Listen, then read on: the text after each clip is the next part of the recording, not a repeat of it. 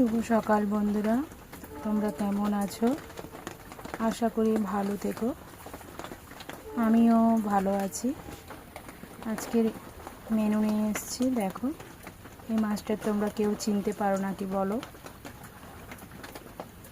দেখো, ভালো করে মাছটাকে কেটে নিয়ে এসেছি, ভালো করে পরিষ্কার করে ধুয়ে নিয়ে এসেছি। মাছটাকে খুব সুন্দর করে আজকে রান্না করব, পুরো মাংসর মতন। মাংসর থেকেও অনেক টেস্ট খেতে। তোমরা কেউ কেউ যদি চিনতে পারো আমাকে বলবে। চিনতে পারছো তোমরা কেউ মাছটির নাম কি? তোমরা কেউ চিনতে না পারলে পরের ভিডিওতে আমি বলে দেবো মাছটির নাম কি। মাছটার জন্য তেলটা বসিয়ে দিয়েছি। এই যে তেলটা বসিয়ে দিয়েছি। এবার মাছটা তেলটা হয়ে গেছে। এবার পেঁয়াজ কুচি দিয়ে দেব। প্রথমে পেঁয়াজটা ভেজে নেব লাল লাল করে, তারপরে মশলাটা দিয়ে দেব। আদা বাটা, রসুন বাটা, পেঁয়াজ বাটা, জিরের গুঁড়ো, হলুদ গুঁড়ো, লঙ্কা বাটা সব একসাথে দিয়ে দেব।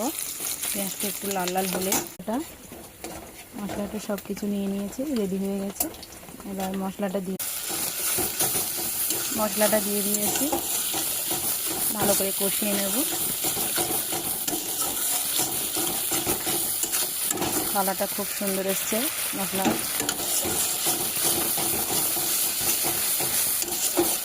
এটাতে কষাতে কষাতে আর একটু ভালো কলের জল দিয়ে ধুয়ে নেব। দেখতে পাচ্ছি খুব সুন্দর করে কেটেছি, পিস পিস করে, ছোটো ছোটো টুকরো টুকরো করে।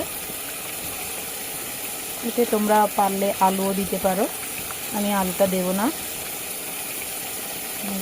মাছটা দিয়ে দিচ্ছি। মাছের সঙ্গে অনেকক্ষণ ধরে কষাবো, যাতে মাছের ভেতরে মশলাটা ঢোকে আর টেস্টিটাও হয়।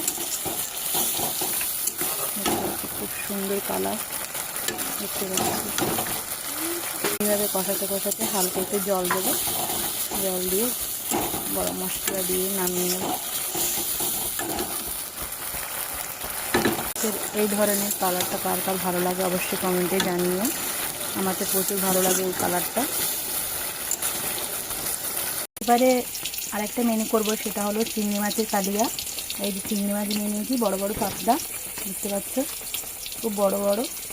পরিষ্কার করে ধুয়ে নিয়ে এসেছি অনেকগুলো, এখানে প্রায় 500 গ্রাম মতন। চিংড়ি মাছের জন্য নিয়ে নিয়েছি টমেটো, পেঁয়াজ কুচি সব দিয়ে আজকে কালিয়া করবো মতন। এইটুকু